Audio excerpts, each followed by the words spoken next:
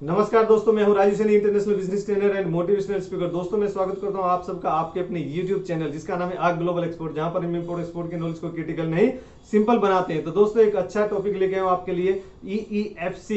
ईईएफसी क्या होता है? एक्सचेंज अंडर फॉरेन अकाउंट, यानी एक्सचेंज अंडर मतलब एक्सचेंज, जो एक्सचेंज रेट है, जो कन्वर्जन रेट है उसको अर्न किया गया, मतलब उसको आपको पैसा भरना नहीं है। तो ये आपका पैसा सेव करेगा, आपके प्राइस को कॉम्पिटेटिव बनाएगा।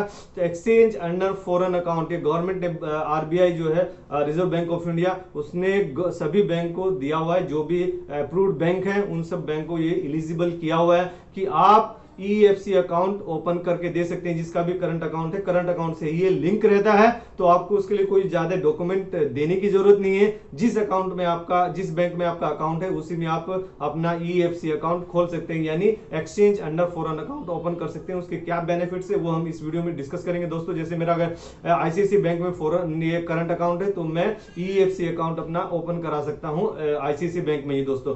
तो सबसे पहले आता है कि आपको फैसिलिटेट कौन करता है। तो फैसिलिटेट में जैसे अभी बताया आपको कि आरबीआई ही फैसिलिटेट करता है, आरबीआई की गाइडलाइन के हिसाब से ही ईएफसी अकाउंट ओपन होता है और हर किसी बैंक में एलिजिबल किया हुआ है। जो अच्छी अच्छी उनकी मतलब जो एलिजिबल ब्रांच है वो आप अपने नियरेस्ट ब्रांच या जिस बैंक में आपका करंट अकाउंट है उसमें आप जाके पता कर सकते हैं कि मुझे ईएफसी अकाउंट ओपन कराना। आपको जस्ट केवाईसी सबमिट करना है। केवाईसी तो ऑलरेडी उनके पास है क्योंकि आपका करंट अकाउंट है ही उसमें। अगर करंट अकाउंट उसमें नहीं भी है तो आप केवाईसी अपना जमा करा दीजिए और अपना करंट अकाउंट ओपन कीजिए, और फिर उसके बाद आप उसमें ईएफसी के साथ लिए भी आप अप्लाई कर सकते हैं और वो आपको मिल जाएगा, उसमें कोई इश्यूज की बात नहीं है। नेक्स्ट आता है कि जैसे अगर आप एक्सपोर्ट कर रहे हैं, तो आपका गुड्स आप भेज रहे हैं या कोई सर्विसेज आप भेज रहे हैं, तो उससे बाद में आपको डॉलर आता है, यानी डॉलर आता है। जैसे अगर आप जो मैक्सिमम जो है एक्सपोर्ट होता है वो डॉलर में ही होता है, लेकिन आप किसी ऐसी कंट्री में कर रहे हैं जैसे तो वो डॉलर में डील नहीं करते हैं, तो यूरो में कर रहे हैं, पाउंड में कर रहे हैं, दूसरी करेंसी में कर रहे हैं,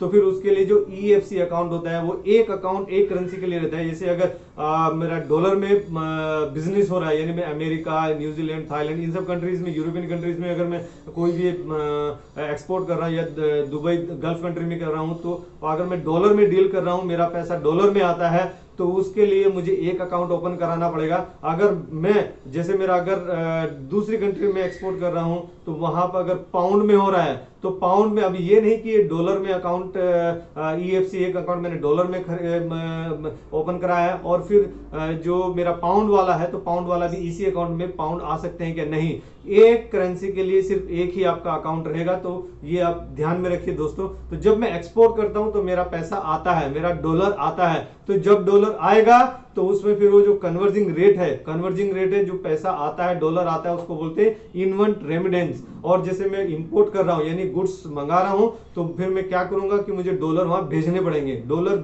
यानी ये हो जाएगा आउटवर्ड रेमिडेंस। तो जब मैं एक्सपोर्ट कर रहा हूं, मेरा डॉलर आ रहा है, इनवर्ट रेमिडेंस हो रहा है, तो इनवर्ट रेमिडेंस में भी जो मुझे चार्जेस लगेंगे, जैसे अगर मैं कोई एक्सपोर्ट किया $1000 का, तो $1000 जैसे मेरे बैंक में आए, तो अभी $1000 जैसे मेरे बैंक में आए तो मैं बैंक को बोलता हूं कि अभी मेरा $1000 आ गया है। तो आप नॉर्मल अकाउंट की बात कर रहा हूं, तो बैंक वाले बोलेंगे कि आपका $1000 आया है, अब हम आपको ये दे देते हैं। ये तो मैं बोलूंगा कि आईएनआर मुझे दे दीजिए, क्योंकि डॉलर आपको नहीं देंगे, डॉलर बैंक के पास में रहेगा और वो रूल है कि आपको वो आईएनआर में ही देंगे। डॉलर आप डायरेक्ट बैंक से विड्रॉ नहीं करा सकते, आपको डॉलर खरीदना पड़ता है, यानी आईएनआर देके डॉलर को आप लेना पड़ता है। अगर जैसे फॉरेन में आप वो इंपोर्ट कर रहे हैं या फॉरेन में आपको कहीं घूमने जाना, आपको पैसे की जरूरत है, तो आपको आईएनआर देके डॉलर खरीदना पड़ता है। तो अभी इनवर्ट रेमिडेंट मेरा आया, डॉलर आया $1000, तो उन्होंने अभी जैसे क्या उनका कन्वर्जिंग रेट रहता है, यानी जैसे बोला है एक्सचेंज अंडर अकाउंट, तो उसमें क्या है मुझे एक्सचेंज रेट देना पड़ेगा। जो उस दिन का अगर 70 रुपीज डॉलर का चल रहा है, $1 का 70 रुपीज, तो $1 पे 70 रुपीज, अभी $1000 मेरा आया है, तो वो क्या करेगा, जैसे 50 पैसा अगर उसने मेरा काट लिया, तो वो अभी $1000 के हिसाब से नहीं देगा, 70 रुपीज के हिसाब से नहीं देगा, वो 69.5 के हिसाब से मुझे 69,500 रुपीज देगा, यानी 500 रुपीज वो डिडक्ट कर लेगा। और ऐसे ही अगर मैं इंपोर्ट करता हूं तो मुझे आईएनआर देके डॉलर खरीदना पड़ेगा, तो उस केस में भी वो अपने जो कन्वर्जिंग चार्जेस रहते हैं वो कन्वर्जिंग चार्जेस लेंगे। लेकिन अगर मैं ऐसा कोई बंदा हूं, कोई ऐसा बिजनेसमैन है जो मैं एक्सपोर्ट भी करता हूं और इंपोर्ट भी करता हूं। तो एक गवर्नमेंट ने बहुत अच्छी फैसिलिटी बनाई है कि आप ईएफसी अकाउंट में अपना डॉलर को पार्क करके रख सकते हैं। यानी आपका जो डॉलर है, जैसे आपने कोई एक्सपोर्ट किया तो आपका डॉलर आया, आपका रिमिनेंट इनवर्ड रिमिनेंट आया, तो इनवर्ड रिमिनेंट जैसे आपका $1,00,000 आया या $1,000 आया, जितना भी आया आप उसको रख सकते हैं। कितने दिन के रख सकते हैं?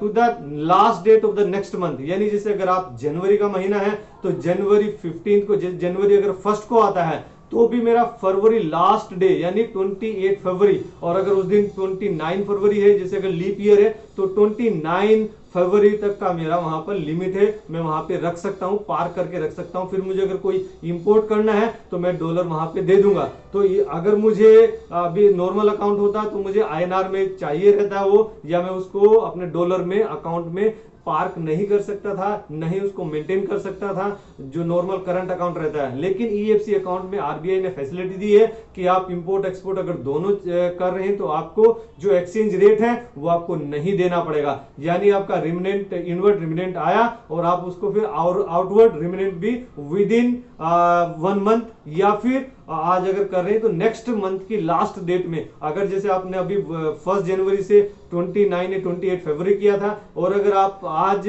15 जनवरी है तो अभी कब तक मैं पैसा पार करके रख सकता हूं, वहां पे अपने डॉलर पार करके रख सकता हूं, तो भी वो 15 जनवरी से 28 फरवरी यानी नेक्स्ट मंथ के लास्ट डेट तक मैं उसमें पार करके रख सकता हूं दोस्तों।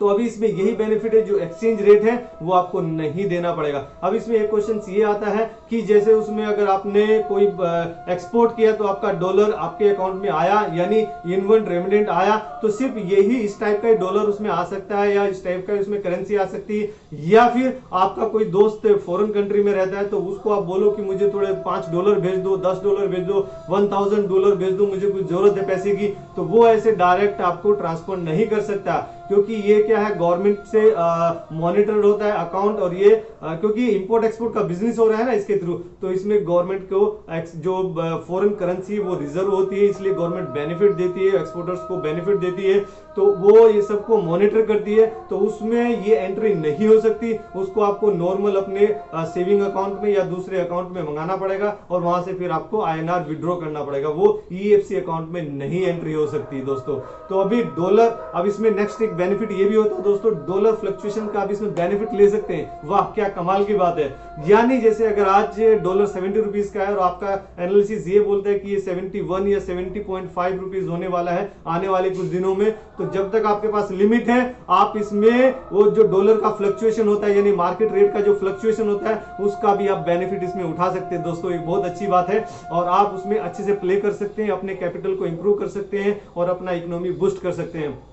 अभी ये आता है कि कौन ईएफसी अकाउंट ओपन कर सकता है। हर कोई इंडिविजुअल ईएफसी अकाउंट ओपन कर सकता है, बस वो हिंदुस्तानी होना चाहिए, इंडियन सिटीजन होना चाहिए, या कोई कंपनी होना चाहिए, या लिमिटेड लायबिलिटी पार्टनरशिप होनी चाहिए। किसी भी टाइप की कंपनी हो या कोई इंडियन इंडिविजुअल हो तो भी वो ईएफसी अकाउंट ओपन करा सकता है। और वो कहां पर होगा, वो आपके जो करंट अकाउंट है उसी के साथ में वो लिंक होगा, अलग से दूसरे बैंक में नहीं ओपन होता है। अगर आप बोलोगे कि मेरा करंट अकाउंट आईसीसी बैंक में है और मैं अभी एचडीएफसी बैंक में ईएफसी अकाउंट ओपन कराऊं, तो आपको एचडीएफसी में पहले करंट अकाउंट ओपन कराना पड़ेगा, तब उसके साथ में फिर आपका ईएफसी अकाउंट लिंक होगा डायरेक्ट दोस्तों।